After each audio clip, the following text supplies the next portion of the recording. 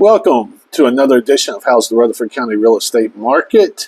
As you can see, I'm in a little different location today. This is not Rutherford County, which is probably a really good time to, number one, remind you that I'm John Turner with the Turner Victory team of Onward Real Estate. And number two is that we have a network of realtors all across the nation that can help you with your relocation needs, or if you're looking to buy a second home, maybe somewhere here on the Gulf Coast.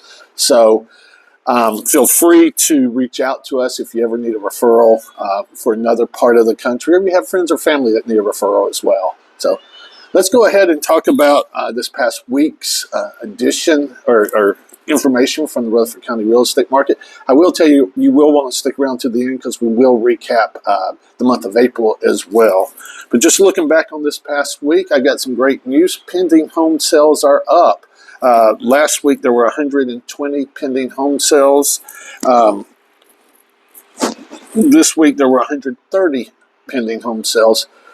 So not only were we up this week, but we were up week over week from this time last year. Last year there were 114 pending home sales, so we are up about 14% year over year. This is significant because this is only the second week that we have been up year over year. We kind of saw this trend happening last week and really thought we would see this take place either this week or next week. This is a really good sign for the summer selling season. Last year our numbers were down, but it does look like if this trend continues, we may get back into a little bit elevated, or a little bit higher, let's say, sales over the summer. Elevated might be sound like it's just going to explode. That's not what we're going to do, but we do think, based upon what we're seeing in the trends, that there may be more home sales this summer in Rutherford County than we saw last summer. 900,000 range is not as scary. We had 3 homes actually close in that price range and 4 go pending. And the 900,000 is a really small part of our market. So there's a lot of fluctuation just with 1 or 2 sales. But we went from 23 and a half month supply down to 14, almost 15 month supply. So still oversupplied, but it's certainly trending to a more balanced market there. Also, something interesting this week, our inventory rose by 6 units. So we went up to 1,335 available units right now. But our month supply has dropped for the past 2 weeks. It sounds like, okay, well, that shouldn't. How does that happen? Well, whenever we look at month supplies, the way that I'm figuring them, I'm going back 3 months. So you've got to remember at the start of the year, sales were very, very low. As a matter of fact, January and February were 2 of the 3 lowest sales months we've had in a very, very long time. So as we get further and further away from January and February, we're factoring in a few more sales versus the active inventory. So it just kind of works out that way. But I will tell you that we can talk about the 1,335 available units. This time last year, we had 897 units. So we have a 48, almost 49% increase in inventory this week over this time last year. What does this mean?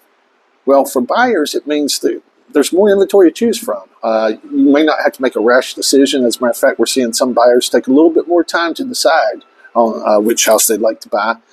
The good news for sellers, though, is that we don't have so much inventory that's putting a lot of downward pressure on prices. We definitely don't have upward pressure on prices, and we are seeing sellers give some concessions or something of that nature. We're seeing some price drops if someone's priced too aggressively, but it's still a good, solid market. We're at 3.33 months supply of inventory, so still a seller's market, but a lot closer to a balanced market than what we were this time last year. Let's look at, let me switch over here. Let's look at our sales for the past month. So we closed out, let me find it in here, monthly closing. So we closed out this April with,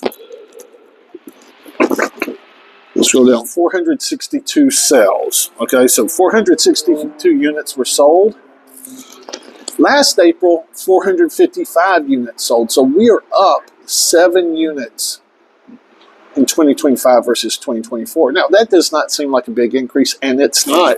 But whenever you go back to January, and in January we had 280 units sold this year versus 328 last year. So was that a 48 unit difference? And in February we had about a 65 unit difference, and those this year were all lower than last year. Seeing us exceed last year's sales by any amount is actually a positive sign for the market.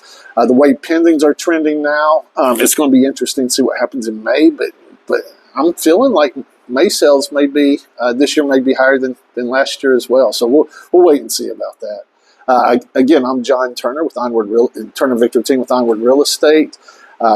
We're here to help you with any of your real estate needs. We're only taking a couple of days off, so feel free to reach out to us later in this week. Be more than happy to help you with anything that you need. And I hope you have a wonderful day. I'm planning on enjoying a little sunshine today. Y'all have a great day.